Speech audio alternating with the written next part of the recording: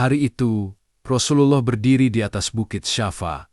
Dengan suara penuh beliau memanggil kaumnya.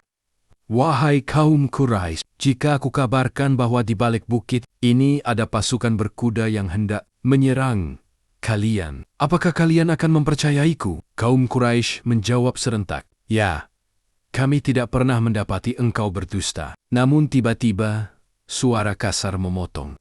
Abu, celakalah engkau Muhammad, apakah hanya untuk ini engkau mengumpulkan kami? Kaum pun terdiam. Wajah Rasulullah muram, dan sejak hari itu, permusuhan Abu Lahab semakin menjadi jeti. Malam hari, Ummu Jamil menabur duri di jalan Rasulullah. Dengan senyum licik, ia berkata kepada Abu Lahab, Ummu, hari ini aku sudah taburkan duri.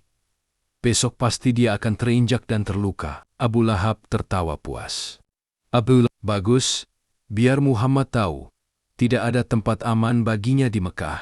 Namun Rasulullah tetap sabar, menyapu jalan, dan berkata lirih, Ya Allah, berilah hidayah kepada kaumku, karena mereka tidak mengetahui. Di rumah, Abu Lahab memanggil kedua putranya, Utbah dan Utaibah. Kalian berdua segera ceraikan putri-putri Muhammad. Aku tidak ingin ada hubungan keluarga dengan orang yang menghina Tuhan-Tuhan kita. Denjan anku.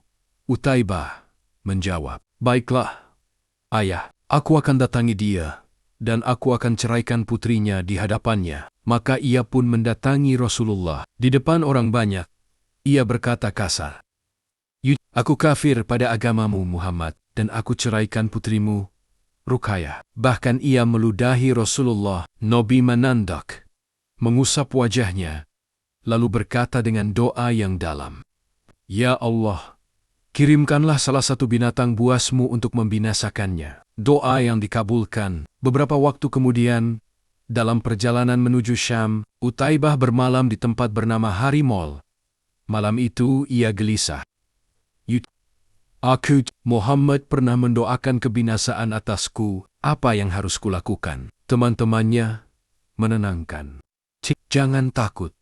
Kami akan melindungimu, kami akan berjaga di sekelilingmu. Mereka pun membuat lingkaran perlindungan. Namun ketika malam semakin gelap, tiba-tiba terdengar raungan. Seekor singa muncul dari kegelapan. Semua orang terpaku. Singa itu berjalan melewati barisan penjaga, tidak menyentuh siapapun, hingga langsung menerkam Utaibah. Jeritan panjang menggema, lalu hening. Doa Rasulullah terkabul dengan nyata. Tidak lama setelah Perang Badar, Abu Lahab jatuh sakit, tubuhnya membengkak, berbau busuk, hingga keluarganya sendiri enggan mendekat. Abu Lahab merintih, mengapa tubuhku seperti ini? Apakah ini balasan dari melawan Muhammad? Namun tidak ada yang menjawab. Ia pun mati dalam kehinaan, dilemparkan ke dalam lubang dengan batu menutupinya. Demikianlah Abu Lahab, istrinya Ummu Jamil, dan anak-anaknya menjadi contoh nyata bahwa permusuhan terhadap Rasulullah hanyalah berujung pada kehinaan di dunia